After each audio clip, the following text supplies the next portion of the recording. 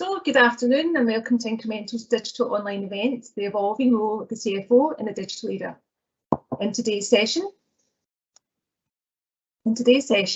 our speakers will explore the changing role of the CFO and discuss why CFOs of the future are the critical drivers of digital transformation within an organisation. My name is Siobhan Curry and I'm the Marketing Manager of the ERP Business Unit here at Incremental. Our agenda for today is introductions, the digital CFO and what that looks like, the CFO's role in driving digital transformation, common barriers to change and how to counter them, making the right technology decisions, and then there'll be time for Q&A at the end. So let me start by introducing you to today's speakers. Now, unfortunately, Jamie is unable to join us as he's currently in the labour ward of our local maternity hospital, awaiting the arrival of his new baby son or daughter. So we are sending both Jamie and his wife all our very best wishes. Jamie and his team were instrumental in Incremental's own digital transformation with a recent implementation of Microsoft Dynamics 365 Finance, and therefore we are delighted to have Gavin Thomson, Incremental's Financial Controller, step in and join us in Jamie's place this afternoon. We also have Rob Jones, who's the Director of our ERP Business Unit at Incremental, and he will be the panel lead for today's session. Rob is a focused leader, recognised for delivering exceptional results in the world of ERP system selection, implementation and strategy. Richard Logan also joins us today. Richard is a non-executive director at Incremental and has worked in financial roles for more than 30 years and was named smaller quoted FD of the Year at the ICA EW FD Excellence Awards in 2013. It's our pleasure to have you join us today, Richard.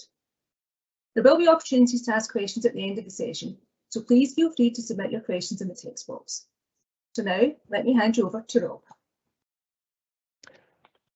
Thanks, Siobhan.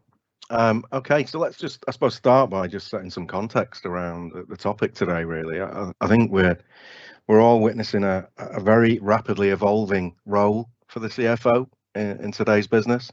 I think the pace of that change has accelerated in the last sort of 18 months to 2 years for some obvious reasons.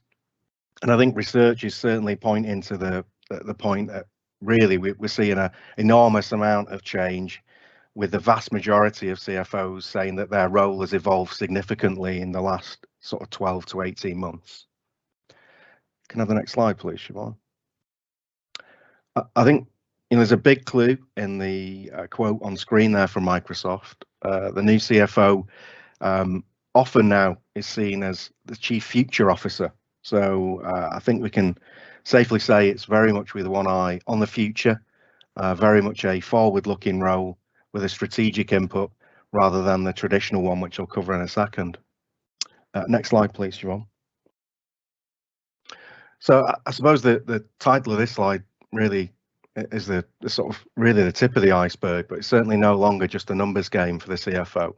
I think that traditional definition, it was very much a transactional role, monitoring of financial data, quite backward looking in a way, reporting on historical results with very much a sort of rear view mirror perspective in many ways. Clearly, it also includes a component of analysing financial risk. There was definitely a component that related to financial planning, which was forward looking, but there was a big emphasis on compliance in that role. So it was very much about keeping the steady ship, making sure things were compliant and making sure the numbers that were reported historically were accurate and complete. I think what we're seeing now is a rapid shift really to a role that goes way beyond the number cruncher. CFOs now are called on to be strategists, very much involved with shaping the future of the business, very much the leaders, the visionaries, as well as being the stewards for that, I suppose, compliance piece. And also just seen as a role that is very much a catalyst for change, particularly around systems. That change often involves responsibility for modernising finance strategy and processes. We see a huge emphasis around the automation of routine tasks as an expectation now across different businesses. And I think connected to all of that is very much data, data-driven forecasts and accurate insights, and the increased use of data as fuel as opposed to exhaust. I suppose what I mean by that is very much that the data is upfront and input into the processing and the business decision making. as opposed to it being exhaust, which is reporting at the end of the process. And that emphasis has been very clear. I think as most companies are producing increasing amounts of data, the ability to extract and communicate the meaning and inference around that data is incredibly important. Communication skills are very much to the fore, particularly in communicating that financial data, often to non-finance users. Connected to that, I suppose that data itself is also the speed of decision making. I think we're seeing it as a key characteristic of that sort of future-ready CFO role, is creating environments and systems that support rapid decision making. And I think we see, everything from the amount of time taken to perform a month-end close down to the sort of information that might relate to sales or purchasing information. There's a huge expectation that information is available almost instantly. Connected to systems, was definitely seeing a strong relationship between the CFO and the CIO. We see that relationship as critical, working more closely together. They need to be able to evaluate what the technologies and financial systems are to require to support the CFOs and the team's expanded responsibilities. I think we're also seeing a big shift in terms of broader company-wide transformations and the CFO leading those across the whole organization. So going beyond the traditional financial reporting systems, very much into those other areas across the whole business itself. And then finally, I think all of the above still needs to be balanced against what we see, I suppose, as that traditional role. And that evolved finance function, CFO now needs to wear multiple hats. On the one hand, the CFO's got to be still ensuring stability and compliance and control around that finance function. But equally, the other hat, which is allowing them to drive that business agility, the forecast and data-driven insight. So we're seeing a need to balance the traditional and some of the many new roles, which clearly brings an increased amount of pressure. And I think, again, of that same sort of common survey at the moment, we're definitely seeing that same theme emerge, that CFOs are finding their expectations of their role increasingly challenging and often looking to technology to find solutions. Okay, I think I'll hand over now to Gavin to talk about the impact of that transformation on Incremental and our own project. Thanks, Rob. I joined Incremental almost 3 years ago. The business had been exploring the replacement of its finance system in the couple of years prior to my arrival, led by Jamie. The first task he gave me as FC was to drive the process of implementing a new finance system as part of the overall digital transformation of the business. We have a very talented team of ERP consultants in-house, but despite that, we faced the same challenges that a lot of others who don't have in-house consultants face when we were looking to go on that journey. Our main challenges are systems. The initial systems we used, very antiquated. They were outdated, they lacked any real functionality.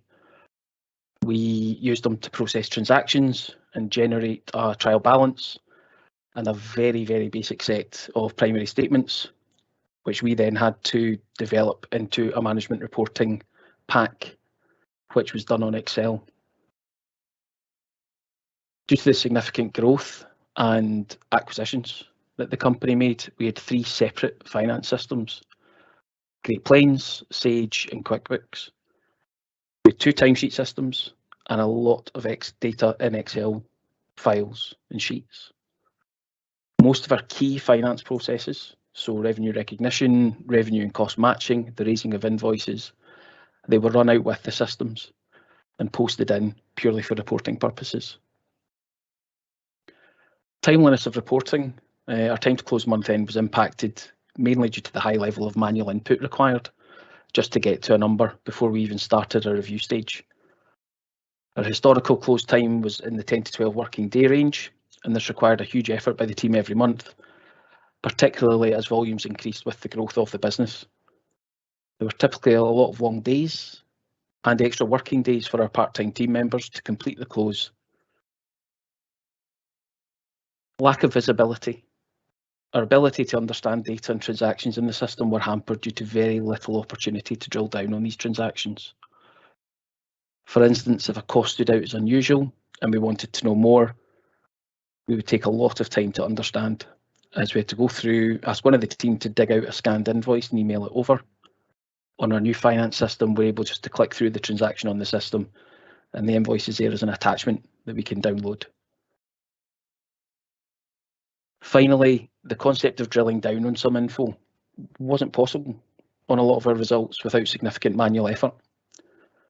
Our project reporting was entirely manual. It was a collection of spreadsheets pulling timesheet data, contract rates, etc. We now have that all available to us at the touch of a button, thus reducing the possibility of manual process errors. Next slide, please, Siobhan. So how did we approach transforming our finance system? Our situation was different to many because it was an internal project for us. The most frustrating part was trying to get access to billable consultants, as we had a high demand for customers. We wanted to keep driving the growth in the business. So we attempted to kick projects off, looking at an evening weekends approach, but that proved impossible. By carving out a team on both sides, treating it like a proper project, we finally got the momentum to succeed in implementing the system. Regardless of whether it's internal or external, carving out dedicated time and resource, in my opinion, is the only way to guarantee that successful implementation. Furthermore, when we tried to kick off previously, we never got beyond the theory. We were trying to design the perfect system that covered every eventuality and often more. It became overwhelming by getting into the mindset that a basic implementation would be game-changing for us as a function. It allowed us to focus on a core solution that addressed our equivalent of a minimum viable product. Keeping the tight focus was difficult during the implementation. Very easy to start wanting more, going after changes, but we kept asking ourselves if it was really needed to go live. We've always got time to bring in additional phases, phase 2, phase 3, etc. So we ended up with some very minor changes being introduced during the implementation, but on the whole, our system is very low on customization. Finally, as a function, we have roots going back 30 years, back to Incremental's previous incarnations. And some of the finance team and the processes have been the same for a lot of that time. If our existing process was going to result in a change to our system, then we looked at how we did things. Can we bend or change entirely our approach to suit the way the system would do it for us, and thus us fitting into the system rather than the system necessarily fitting to us? For instance, we had certain ways we set up our projects, or we recorded time and invoiced the customer. So we introduced changes in these areas to not only help stick to an out-of-the-box system, but also because it made sense in the main.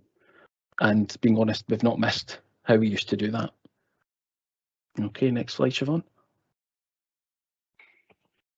So our gains. The main gain that we had as a finance function was our time to close month end. We were 10 to 12 working days, as I mentioned earlier. We've brought that in by over a week. We're now in the 5 to 7 range, and we continue to improve that as we develop the system. It doesn't tell the whole story. We don't just report it in terms of numbers. I mentioned earlier, there were lots of nights, late nights, extra hours, weekend work, as well as extra days from our part-time members of staff to hit the previous timescales. We're now in a position where the bulk of the team are solely working their core hours with very little additional time. And we've cut that closing timetable by over a week. I'd estimate, roughly the reduced hours of the team is in the 20 to 25% range, more for some, less for others. The longer we remained on our old systems, the more workload concerns grew. The well-being of the team was something that we always kept an eye on between myself and Jamie, and it's been a massive deal to get everyone back into a more stable and balanced working pattern. And finally, it's also provided a lot of breathing space for myself in the FC role, and Jamie in the FD role, to really get into the results on a monthly basis and understand what's going on with our business performance. I'll be honest, I'm not quite sure I like the extra time that Jamie has to ask me all the pressing questions, but there's a lot of time to go back with the answers as well. So it works in both ways. And with that, I'll hand over to Richard. Thanks, Gavin, and well done in stepping into the breach in at such short notice due to Jamie's absence. This time I'm going to talk about common barriers to change and how to counter them. Can you get the next slide, please, Siobhan? And where I'm going to start is recognising the need for change. So why would an organisation make a decision to change a system? Everyone is busy. I've never known a finance function that isn't busy. I've never known a CFO that isn't busy. So how does a change get fitted in? How do you recognise when it's the need to change? In my career, I've been involved in lots of situations where we've been bidding for work and we haven't lost out to a competitor in bidding for that work. The target involved has decided to do nothing and to stay where they are. And it's easy to make that decision a lot of the time, because there's so many other priorities. But what happens if you continue to not change your systems and you end up with a legacy system that's either end of life or not supported? And that's happened once in my career. It wasn't a complete system change, it was an upgrade to the next version of the current system, because it was no longer supported in the operating system that we were using, which was being taken out of use. And if you have a piece of software that's towards end of life or not supported, the chances are it's been in use for a long time, it's robust, it hardly has any issues and such like. So the actual continued use of it isn't the issue. The issue is what happens the next time there's a legislation change and the software needs to be changed, because that's not going to happen. Or what happens if there's an operating system change and it's not compatible with the version of the software you're using? Or what happens if there's a cybersecurity patch that needs to be put in place and you can't put it in place because it's not compatible? So you just don't want to get there. Undoubtedly, there is more risk in running with a system that's either end of life or not supported than there is in using that, moving to a replacement system that's both supported and in its life. So I think if you get to that situation, you want to move in an orderly fashion to it. But let's not get there in the first place. There's always a reluctance to move away from the perceived safety of processes and spreadsheets. The risks involved in doing that will be obvious.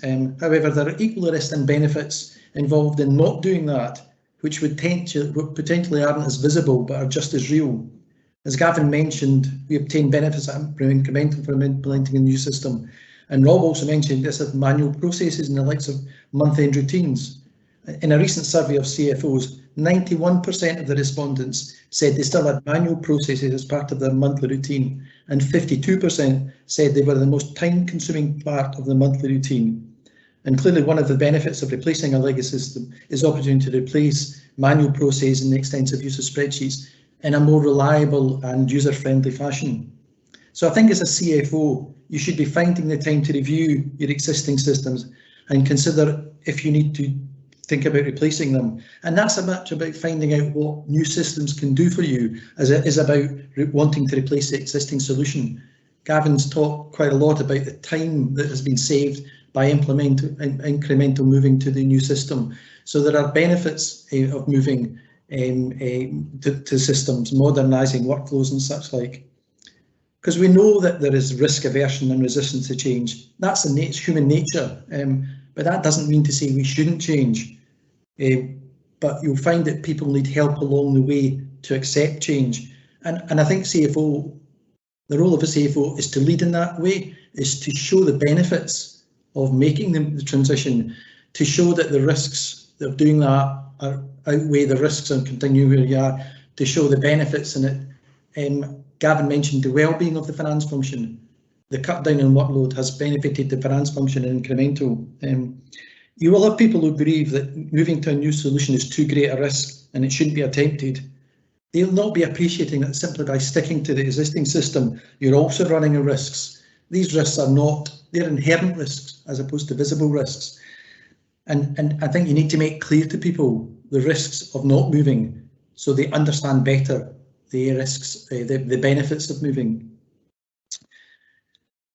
And Gavin mentioned that in Incremental's experience, system changes, the intention shouldn't be just to replicate something that already exists.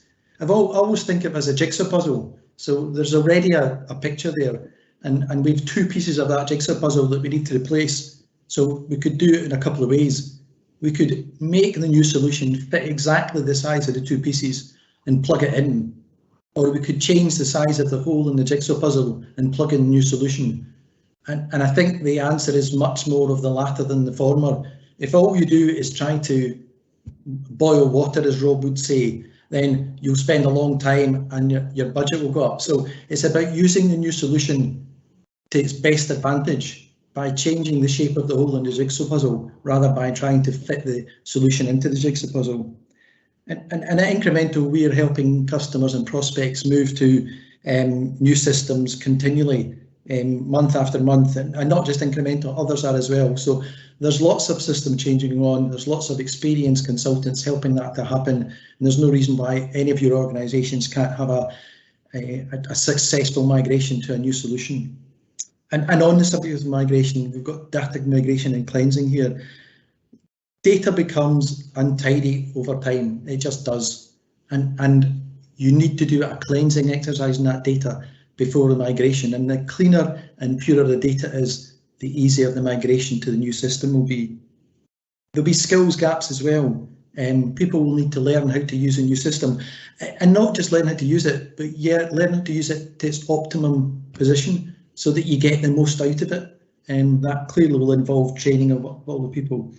In terms of budget, it's going to be important. You want to keep the cost down to a minimum, no doubt. That goes a bit back to what we were talking about earlier about the jigsaw puzzle and about the minimum viable product. The more you make it out the box, the more the cost will be reduced.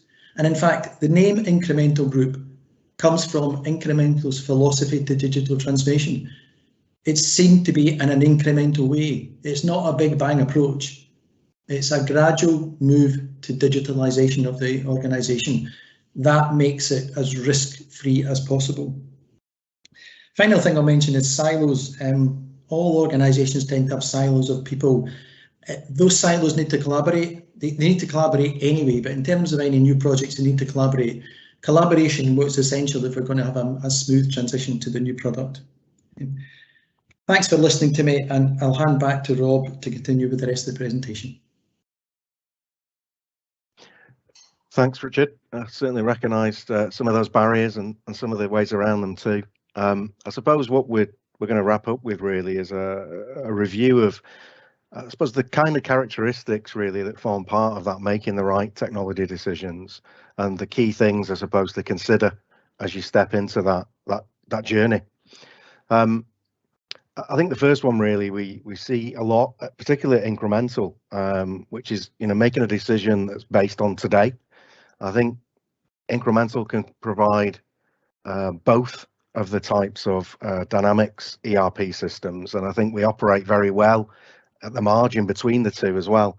I suppose what I'm indicating there really is it may well be a solution that you could have would be the point solution for the problem you've got today. But obviously you need to future-proof as much as possible what that solution looks like, and consider where you'd be in 18 months, 12 months even, making sure that the software and that decision will support that change, that growth, whatever form it takes. I think it's become almost the default position. There are still people who, I suppose, consider the on-premise version of the road ahead. And it's really important, I think, to make sure that you give the cloud option serious consideration. I think if I rewind the clock a few years, almost all the default position was on-prem, and that changed very, very quickly to cloud-based solutions being, I would say now, probably 99.9% of the projects that we do. And that transition has been extremely quick to take place. I think it's important to get that sponsorship across the C-suite. These endeavours are always very much culturally driven top down, and it's very important that there's that buy-in across that whole C-suite to make sure that adoption and the priority that's given to the project is at the level required. We talked a lot about managing scope and budget. I think again that is probably one of the key considerations really as you set out. Probably scope primarily because that drives budget, but as Gavin alluded to, I think there's a natural inclination in any system change to look to include every whistle and every bell possible, and expectations and scope can very quickly expand with the direct impact on budget as well. I think we've seen a huge shift in sentiment around the approach to customizations. Again, if I rewind the clock, there was almost an expectation for considerable amounts of customization in every solution delivered. I think what we've seen is a huge shift to sort of two phrases that we hear repeatedly now, and that's a focus on achieving a solution out of the box. Richard mentioned it earlier. The other phrase that we hear a lot is that, people set out at least with the ambition to keep everything plain vanilla. And I think, again, that customization has an impact on the overall cost of that solution, not just in the short term, but in terms of total cost of ownership, moving forward through upgrades and updates, etc. Again, we talked a little bit about data earlier. Richard mentioned it's absolutely critical. It's never too soon to start that kind of data cleansing process. I think that's almost the activity that can begin the minute you start this journey, because data can never be too clean, and it's really important in terms of the overall outcome. And then, as I'm sure you would expect me to say, choosing the right partner is really critical. Probably what I'd extend that to say is, obviously, again, almost back to the first bullet point, and it's not just a partner for today, but one that you would see as a sort of long-term partnership, because often these journeys, as Gavin mentioned, are phased, and you've got to think beyond phase one and think about where phase N might take you, and that might be several years away. So it's really important that you've got the right partner in a genuine partnership model to take you on that journey. Okay, that's the end of the content for today. Thank you very much for listening to us. Obviously, we've allocated some time at the end for questions. I believe Siobhan's going to adjudicate. Yeah, so thank you all three of you for your contribution. That was excellent. So let me just check and see if we've got any questions. So first question, there are obvious cost pressures when embarking on a digital transformation journey. How can companies unlock the financial resources to carry out their digital transformation? Rob, would you like to answer that one? Yeah, sure. Yeah, I mean, I think certainly there are options to reduce that cost. There are sort of funding schemes available from Microsoft.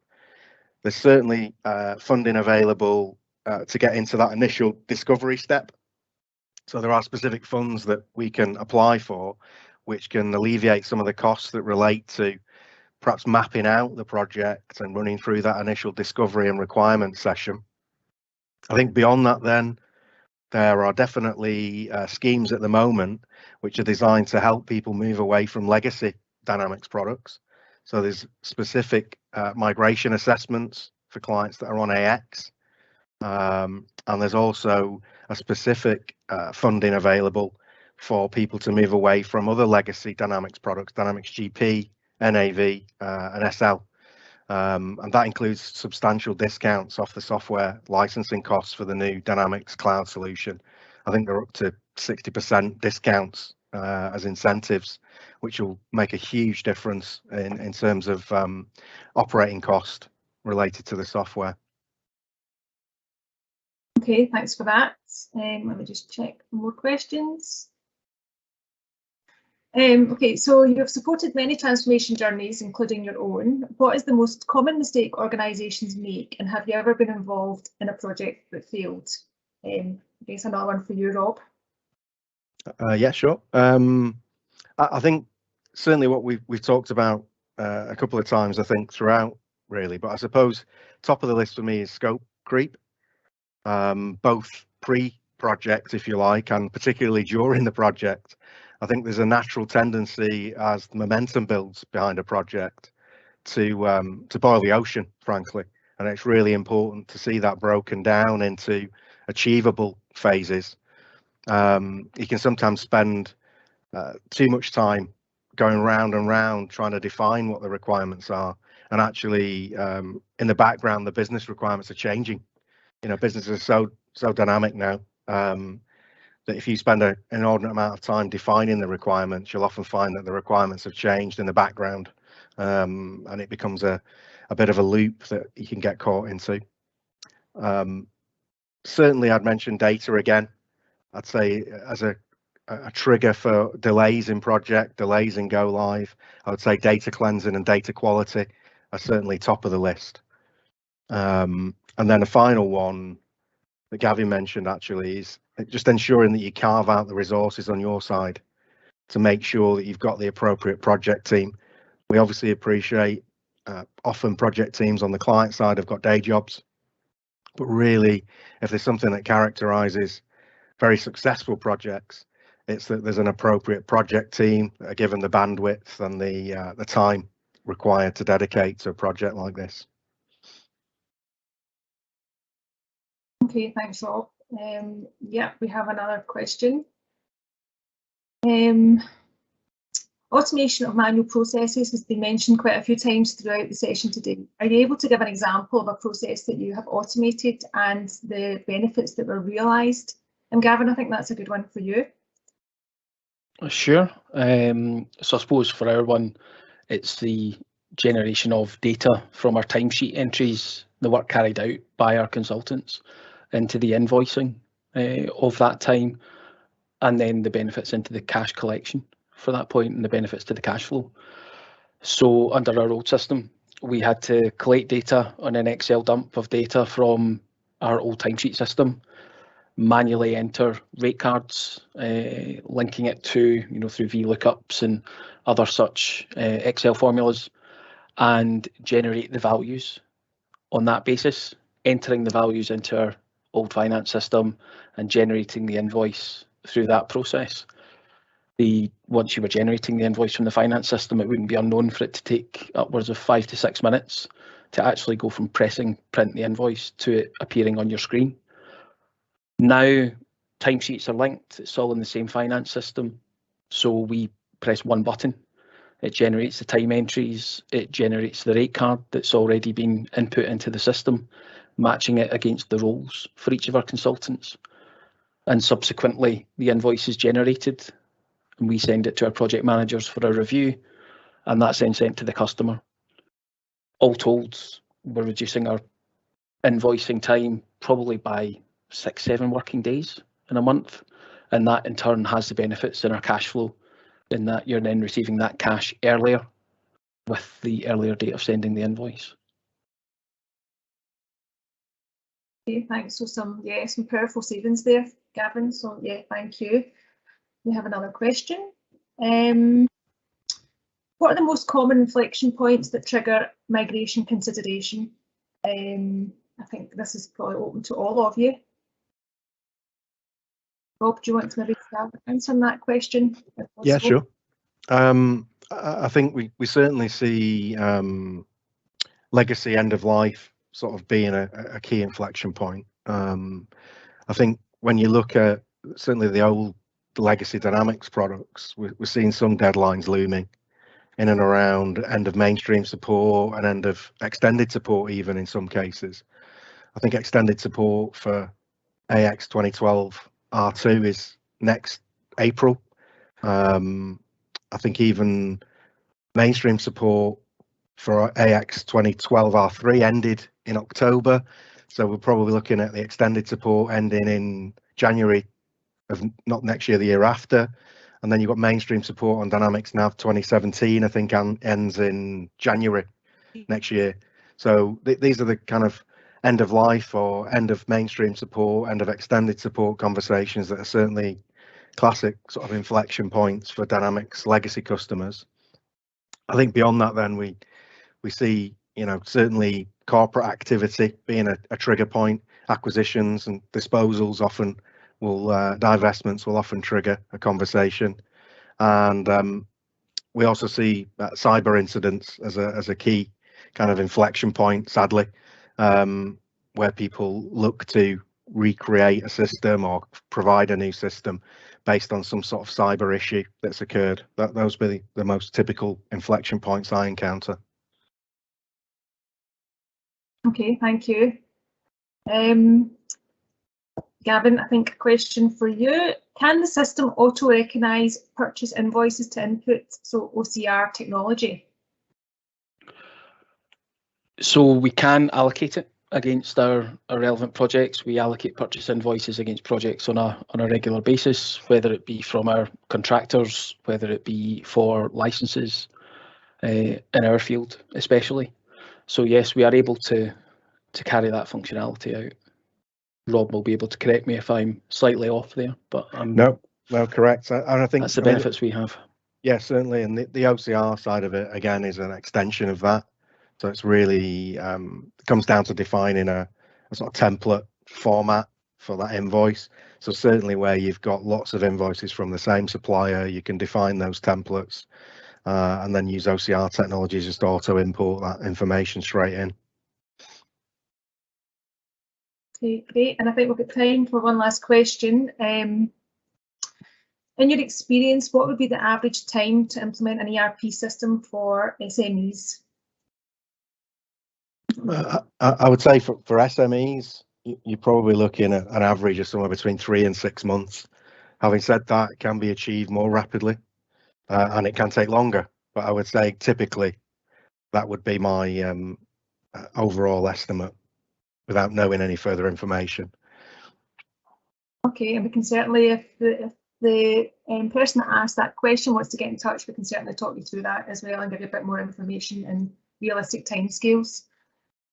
So we are running out of time for questions. There are another couple, but we will reply to them individually after the events. Let me just end here. So I would like to thank the panel for sharing their understandings and experiences of digital transformation and the role the CFO plays. I'd also like to thank you for attending this session. We hope you found it valuable and insightful. A recording will be shared with you all in later today or early tomorrow morning. But in the meantime, if you have any questions about your organisation's digital transformation journey and would like to explore how Incremental can help you, please don't hesitate to get in touch. Thank you and good afternoon.